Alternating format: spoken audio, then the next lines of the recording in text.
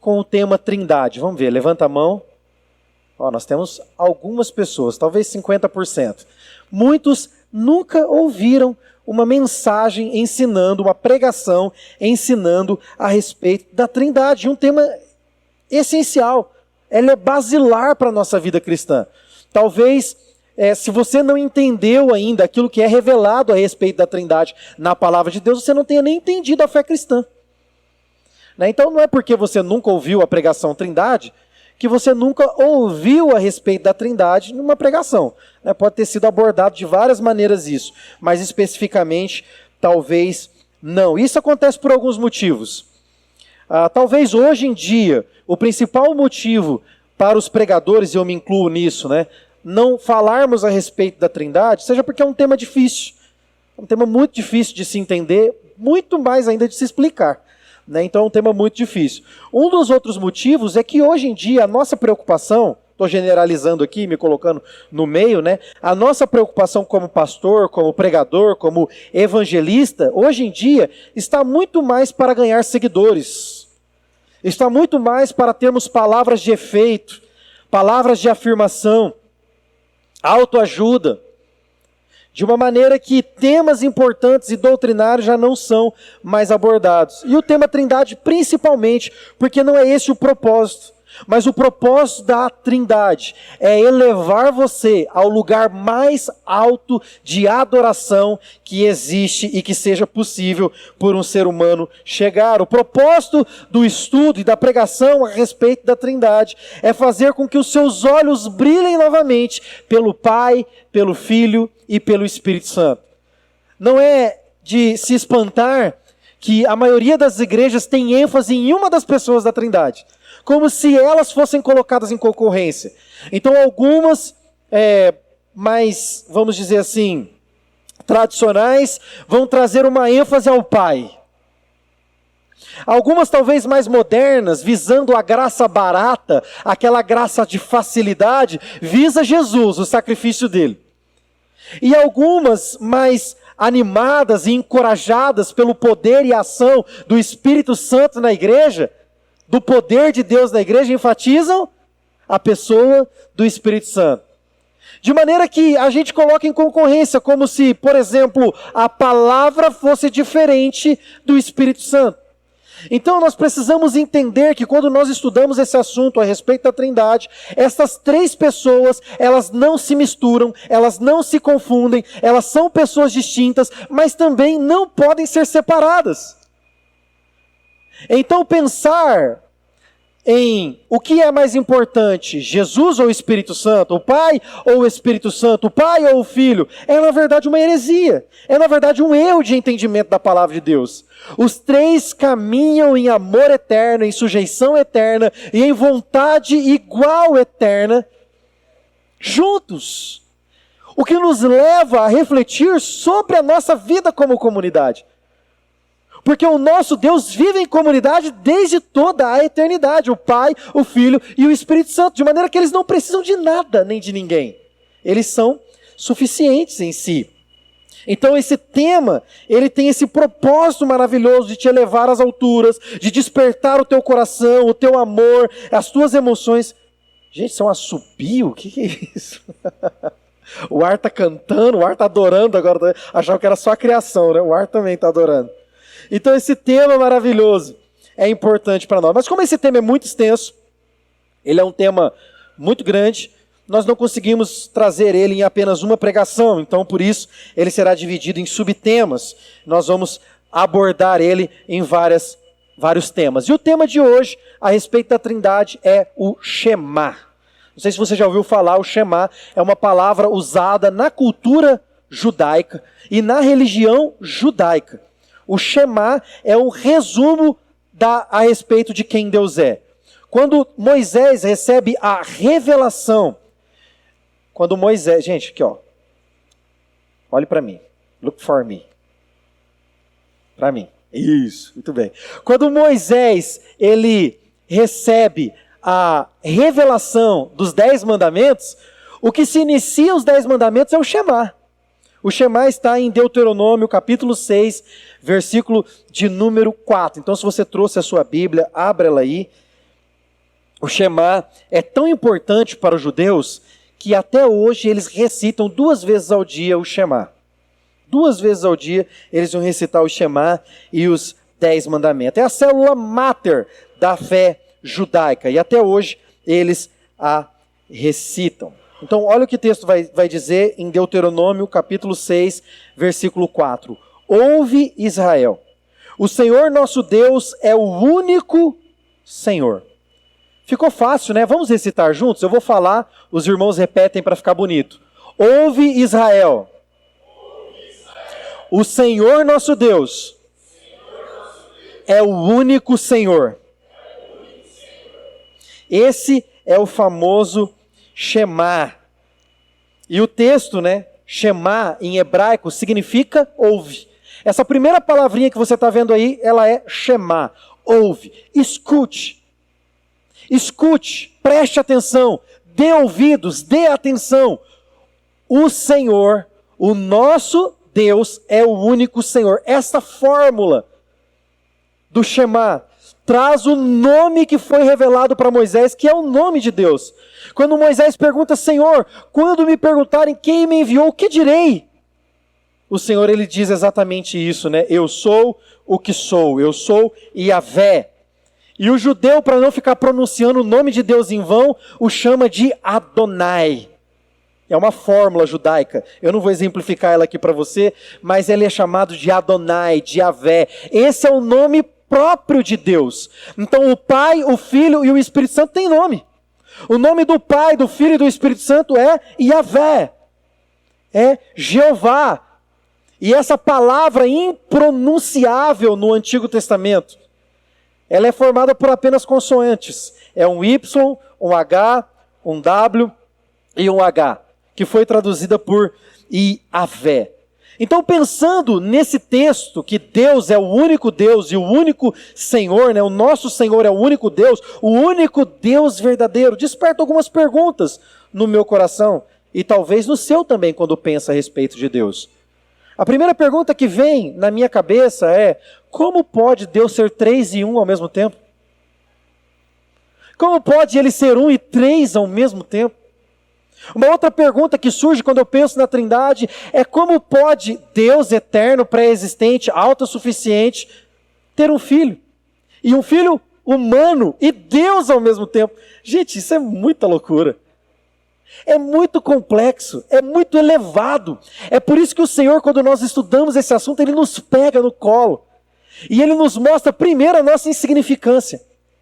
Primeiro, a pequenez da nossa mente. A gente não consegue construir uma Babilônia intelectual. A gente não consegue construir uma torre de Babel intelectual para se elevar ao mais alto nível de Deus e entendê-lo e compreender quem Ele é. Não é possível. Deus, Ele nos pega na mão e Ele fala assim: você é tão pequenininho, filho. Você jamais vai conseguir me compreender na sua plenitude.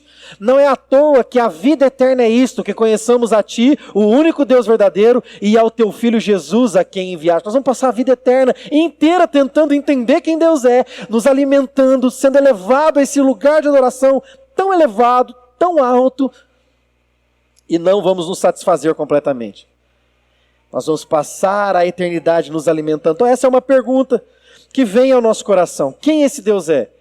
E aí então Ele nos eleva a esse lugar alto e fala assim: eu vou mostrar um pouco da minha face para você, eu vou mostrar um pouco da minha glória para você, eu vou mostrar um pouco para você quem eu sou. Este é o meu nome é Yahvé, eu sou o que sou, e ninguém pode me descrever, ninguém ao menos pode pronunciar o meu nome. Tamanha a minha grandeza, tamanha a minha majestade, tamanha a minha eternidade, tamanha a minha imensidão. Um dos atributos maravilhosos de Deus que eu mais adoro é esse: Ele é imenso. Para pensar nisso, querido. Você olha para o mar, você fala: nossa, que imensidão, mas ele tem um fim. Deus vai dizer para Jó: eu estabeleci o freio para o mar, ele vai somente até onde eu deixo. Então, por mais que o mar, o oceano seja imenso, ainda é pequeno diante desse Deus triuno e trinitário. Ele é imenso e a sua imensidão extrapola o parêntese do tempo. A sua imensidão extrapola o parêntese da humanidade. A sua imensidão extrapola o parêntese da criação. Ele é imenso. Uma outra pergunta que vem ao meu coração quando eu olho para esse texto é se todas as religiões têm acesso a esse Deus. Deus só muda de nome nas outras religiões, seria isso? Existe alguma relevância para os nossos dias quando nós pensamos no tema Trindade? E quando nós nos debruçamos na palavra de Deus, existe um labor, existe uma luta entre a minha mente e a palavra de Deus, entre a minha natureza e a natureza de Deus. Existe um trabalho imenso sendo realizado. Então não é fácil entender, porque muitos mistérios envolvem a Trindade. Muitos mistérios. E a palavra de Deus vai dizer que existem coisas ocultas que Deus reservou para si. Mas existem coisas relevadas que Ele deixou para nós e para os nossos filhos. Então, embora seja difícil de entender, é possível conhecer Deus de verdade. Deus é tão extraordinário que ao mesmo tempo que Ele é outro, oculto, transcendente e distante, Ele também vem e se comunica conosco. Ele desce no nosso nível, Ele fala com a gente, Ele se revela a nós. E isso nos maravilha. Então, esses mistérios envolvendo esse tema faz com que a gente talvez consiga enxergar de longe quem Deus é, ao mesmo tempo que Ele se aproxima de nós. A Trindade não é apenas um assunto para nos deixar embaraçados com a sua grandeza, ou nos sentindo tolos diante da grandeza do seu significado. Ela demonstra para nós quem Deus é. Nos ensina muito sobre a natureza majestosa e transcendente de Deus. Mas nos mostra também que Deus é um ser pessoal. Quando olhamos para esse texto e vemos que Ele é um único Deus, um Deus verdadeiro, nós percebemos que Ele é um ser pessoal, porque Ele é trinitário, Ele é 3 em 1. Então Ele é um Deus de comunidade, Ele é um Deus de aconchego, Ele é um Deus de relacionamento. Deus gosta de se relacionar, querido. Quando você busca Deus, não ache você que Deus vai ficar assim, tipo quando, chega perto de você uma pessoa que você não está muito afim, sabe? Que você não gosta muito.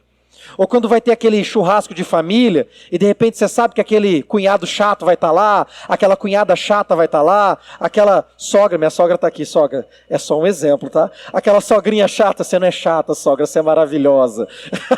Outra sogra, tá? Outra sogra chata. Tá lá no churrasco e você não quer se relacionar, você fala, poxa vida, podia ser só essas pessoas. Deus não é assim. Deus ama se relacionar, faz parte da natureza de Deus se relacionar. Porque o Pai se relaciona com o Filho desde a eternidade, o Filho com o Espírito Santo desde a eternidade. É uma dança de amor eterno, como diz Tim Keller. Eles estão dentro dessa dança e Ele nos convida para entrar nessa dança de amor. Ele fala, pode vir, filho, vinde a mim, todos vós que estáis cansados e sobrecarregados, eu vos aliviarei. Buscar-me-eis e me achareis quando me buscardes de todo o vosso coração. Quem procura acha, quem bate abrir-se-vos-á. Achegai-vos a mim e eu me achegarei a vós outros. Deus ama se relacionar. Ele tem prazer em se relacionar. Então o estudo da Trindade produz no meu coração esse desejo de me aproximar da Trindade. E não apenas o desejo, mas me dá a confiança necessária de que eu posso me achegar com confiança ao trono da graça. O estudo da Trindade nos leva para um lugar de adoração. Fica em nós um profundo senso de maravilha ao contemplarmos a grandeza e a humildade do nosso Deus. A sua majestade e o seu amor. A sua justiça e a sua bondade. Tal adoração nos conduz a um modo de viver totalmente conectado com Deus. Mas não apenas isso. O Senhor vai dizer, sede santo, porque eu, Senhor, vosso Deus, sou santo. Quando Deus diz isso, não é apenas um convite a viver uma vida digna e piedosa, mas um convite a viver uma vida como Deus vive. E se Deus vive em comunidade, o convite dele para mim e para você é para que nós também vivamos em comunidade. É por isso que ele criou a igreja. Para que a semelhança da Trindade pudéssemos também compartilhar da nossa vida, dos nossos atributos, dos nossos dons uns com os outros. Olhar para a Trindade é ver o trabalho majestoso de Deus, que nos deixa extasiado. É o Filho operando por nós a vontade de Deus. E o Espírito operando em nós a vontade do Pai.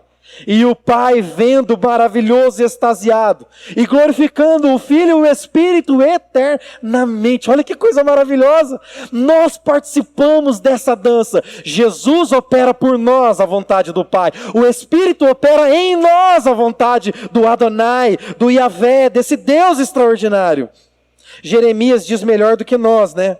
Em Jeremias capítulo 31, versículo 3 vai dizer assim: há muito que o Senhor me disse.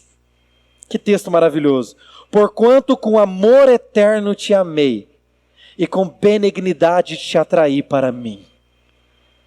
Essa é a voz de Yahvé, esta é a voz de Adonai, esta é a voz do Pai, do Filho e do Espírito Santo, em uma só voz, em um coro dizendo: eu te amo. E o meu amor por você é eterno. E não apenas eterno, mas a minha benignidade, a minha bondade alongada. É como se Deus fizesse um laço. Vocês já ouviram um meme na internet? Vocês devem ter visto também. Um influencer fazendo propaganda de um rodeio, e ele aqui gravando, né? E aí ele correu assim, e os peão com laço, e tentava laçar ele. Rapaz, um laçou num pé, outro laçou na mão, que esticaram, achei que ia arrebentar o cara, derrubaram ele. É como se Deus falasse: ó, eu fiz um laço, e esse laço é a minha benignidade. E o meu laço está aqui preparado. Ele está falando na linguagem daquele povo, aquele povo entendia o que isso significava. E eu estou lançando esse laço, imagina você sendo laçado.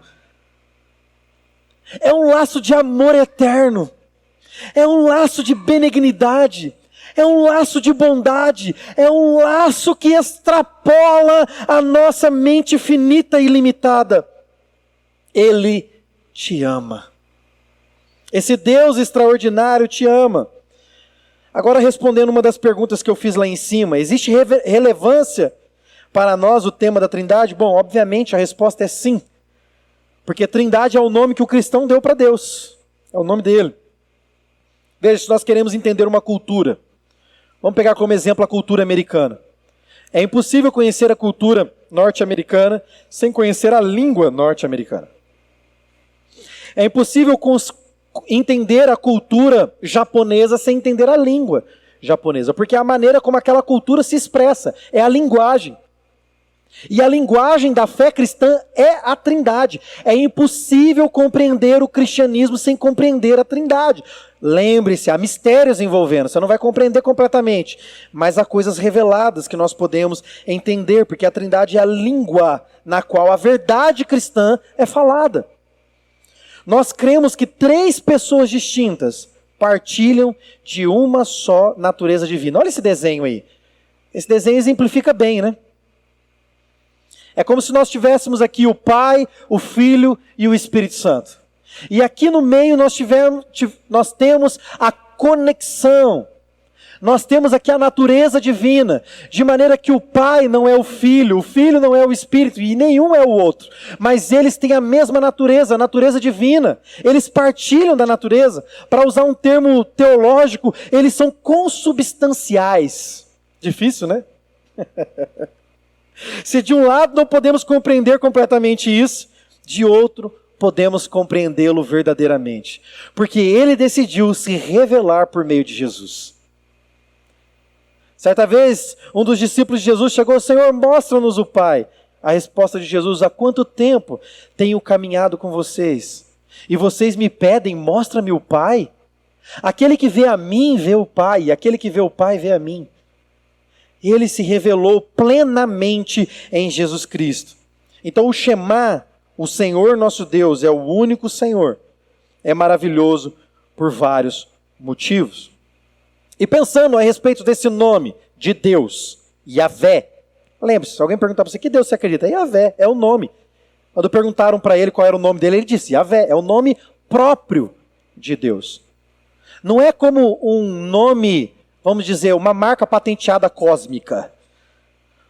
Como se fosse, por exemplo, um Starbucks. Como se fosse a marca Starbucks e vários cafés espalhados pelo mundo. Não, não é isso. Deus é um só. Então o Starbucks não seria um bom exemplo. Então Yahvé ou Adonai, como os judeus pronunciam, é o nome pessoal de Deus. O nome pessoal de 3 pessoas distintas que compartilham ou que partilham da mesma natureza. Então pensar no Shema nos traz a luz a respeito de quem Yahvé é. Coloca o texto para mim aí. Em primeiro lugar, nós percebemos que ele é singular. O texto vai dizer que ele é o único. Ouve, ó Israel, Shema Israel. Shema Israel. Olha lá. O Senhor nosso Deus é o único Senhor. A gente perdeu isso de vista. Para nós, Senhor é alguém mais velho. O português é muito fraco nesse sentido, né? Muda só letra caixa, né? Você coloca lá letra maiúscula, Senhor. É muito fraco isso, não tem um impacto. A língua inglesa tem um impacto melhor. A palavra ali é Lord. É um Senhor acima dos senhores. Não é um Senhor normal porque ele é mais velho, ou porque ele tem um pouco mais de conhecimento, ou porque ele é mais maduro, ou porque você respeita, ou porque ele tem uma patente no exército maior que a sua, ou na polícia. Não. É Senhor no sentido de senhorio. Ele é único. Isso significa que ele é singular. Ninguém se compara. Não há outros deuses na realidade, querido. Não há outros deuses. Todos os deuses com letra minúscula que são conhecidos são elucubrações humanas que Satanás usa para potencializar a sua influência. Mas esses deuses não existem na realidade. Deus provou isso destituindo e fazendo cair todos os deuses do Egito. Cada uma das 10 pragas atacava um deus específico do Egito. E Deus faz isso ainda hoje, mostrando para nós que Ele é singular. Ele é ímpar. Ele é único. Ninguém se compara a Ele. Satanás é que usa a mente humana para criar uma imagem distorcida do único Deus verdadeiro. Não existe ninguém que se compare. Nenhum Deus com letra minúscula é páreo para o nosso Deus. Yahvé é único. Lembra daquela música do Fernandinho, Único? É por isso que eu gosto muito dela. Talvez o ritmo não seja o melhor, talvez a batida não seja a sua preferida, mas a letra é poderosa demais.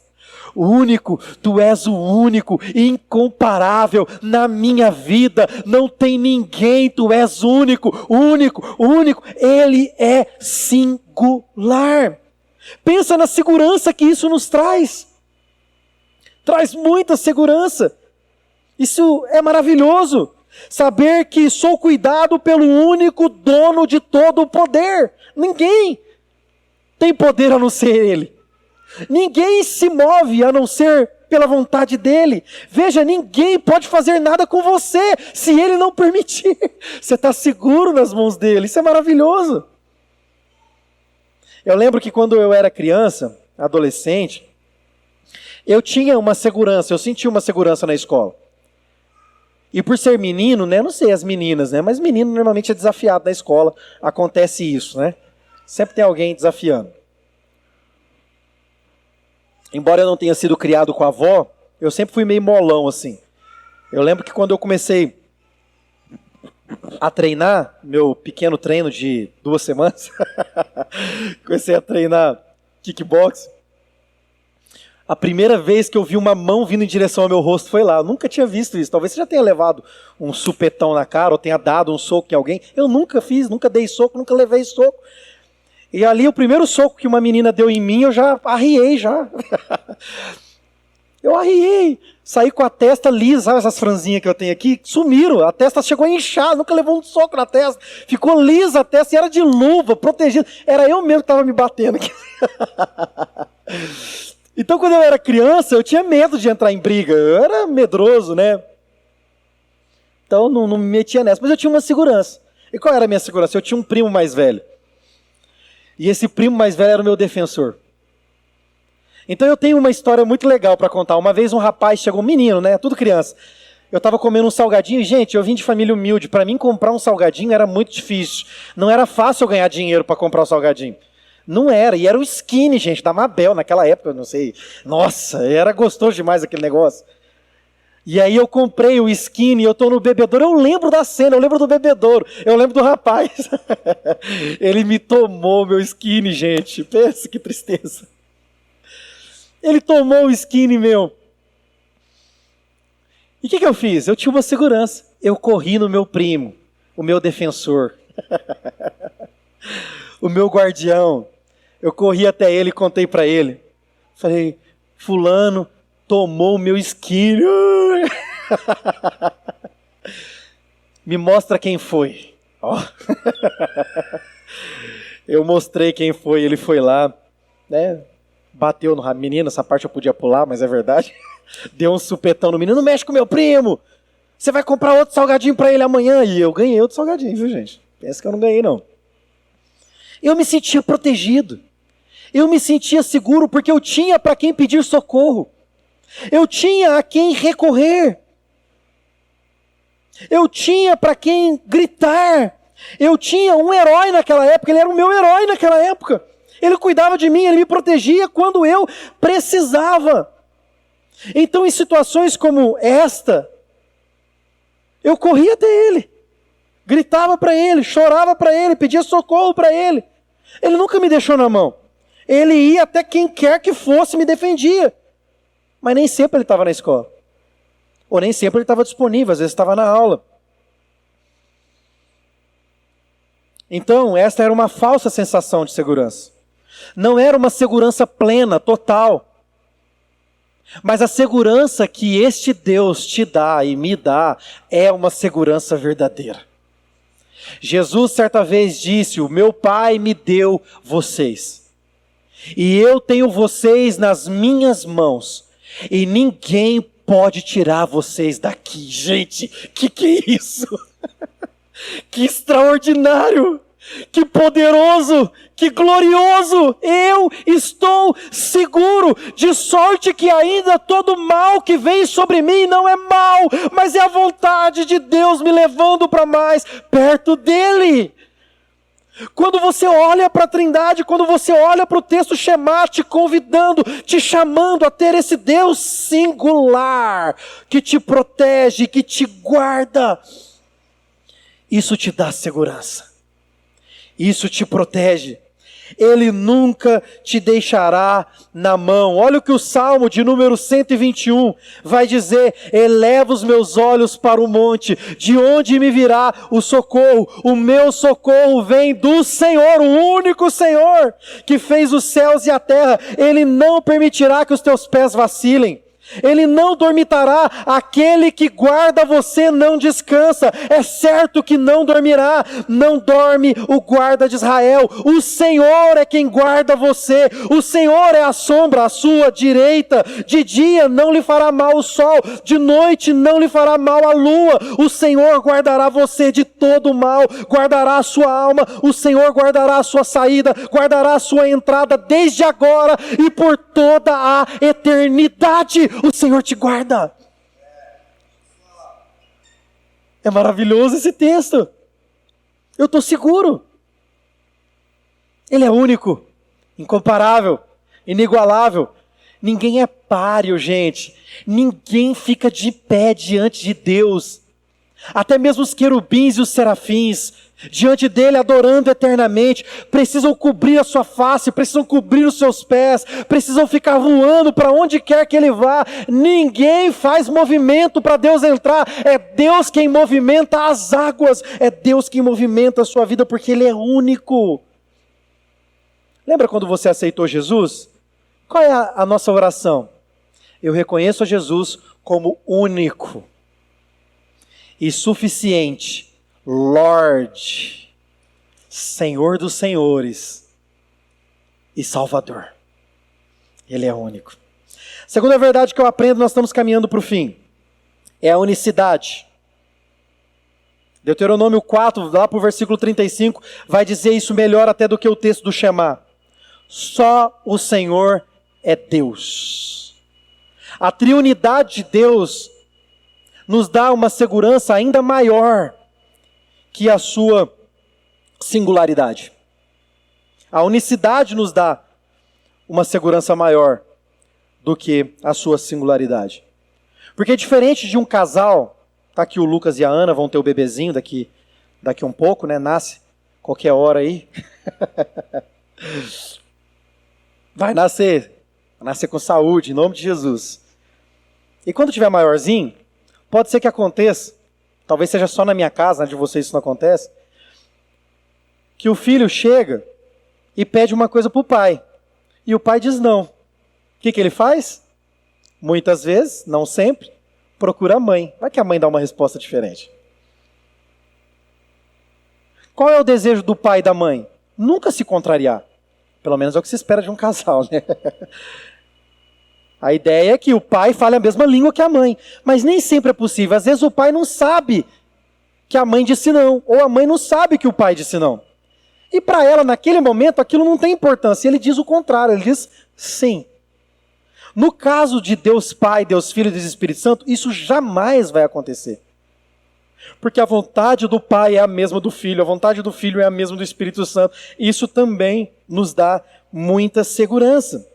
Números capítulo 23, versículo 19, diz: Deus não é homem para que minta, nem filho do homem para que se arrependa. Acaso ele fala e deixa de agir? Acaso promete e deixa de cumprir? Não, porque eles não se contradizem, eles têm uma só voz. Eles falam numa só voz, embora sejam pessoas distintas, compartilham da mesma natureza divina. E a terceira e a última, eu vou pedir para o louvor me ajudar aqui. A terceira e a última é a identidade. Deus, ele tem uma identidade. O texto vai dizer: o Senhor nosso Deus. Ele tem uma identidade. Primeiro, ele é nosso Deus. E ele é Deus, ele é Yahvé, ele é Adonai. Yahvé não é um termo genérico, mas é o nome que Deus revelou a Moisés. Shema não é apenas um chamado para crer em um Deus. É declarar que este único Deus se revelou de maneira única a todos nós. Ele é o nosso Deus. E o único Deus verdadeiro. Então, se você só crê no Pai, você não crê no Deus verdadeiro. É uma idolatria, você criou um outro Deus. Se você crê só no Espírito Santo, Jesus não é tudo isso, você também não é cristão, você também não crê nesse Deus revelado na Escritura. Ele tem uma identidade. O nosso Deus é o Pai, o Filho e o Espírito Santo. Deus Pai, Deus Filho e Deus Espírito Santo. Mas nós não somos politeístas ou trinitaístas. Nós não cremos em três deuses. Nós cremos em um único Deus verdadeiro. Ele é o nosso Deus. Hoje em dia é comum dizer que há um Deus que é conhecido por muitos nomes. Buda, Alá, Olorum, Baal e por aí vai. Porém, o Deus revelado na Bíblia, ele recusa permitir-se encaixar nesse esquema mundano. Ele nos convida a renovar a nossa mente na palavra dele. A olharmos para a revelação de quem ele é, que ele mesmo dá a respeito dele. Deus não se permite encaixar nesse tema. Nem todos são filhos de Deus. E Deus tem nome. O nome dele não é Baal, o nome dele não é Buda, o nome dele não é Alá, o nome dele não é Olorum, o nome dele é Yahvé, Deus Pai, Deus Filho e Deus Espírito Santo. O Deus revelado na Escritura, único, singular e que tem uma identidade.